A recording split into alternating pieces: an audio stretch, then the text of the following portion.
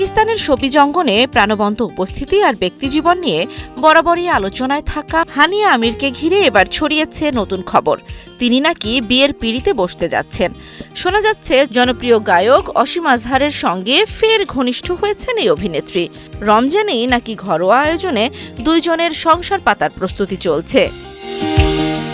এই সম্ভাব্য বিয়ের খবর প্রথম সামনে আসে পাকিস্তানের জনপ্রিয় বিনোদন ভিত্তিক ইনস্টাগ্রাম পেজ ইরফানিস্তানের এক পোস্টে। পোস্টটি প্রকাশের পরপরই নেট দুনিয়ায় শুরু হয় আলোচনা, ভক্তদের উত্তেজনা আর কৌতূহল। তবে এই গুঞ্জন নিয়ে এখনও পর্যন্ত কোনো আনুষ্ঠানিক বক্তব্য আসেনি হানিয়া আমির বা অসীম আজহারের পক্ষ থেকে। নীরব রয়েছেন তাদের ঘনিষ্ঠ টিমও। একসময় হানিয়া অসীম ছিলেন পাকিস্তানি শোবিজের সবচেয়ে জনপ্রিয় জুটিগুলোর একটি। 2018 থেকে 19 এই সময়টায় তাদের সম্পর্ক ঘিরে ভক্তদের ভালোবাসা ছিল চোখে পড়ার মতো।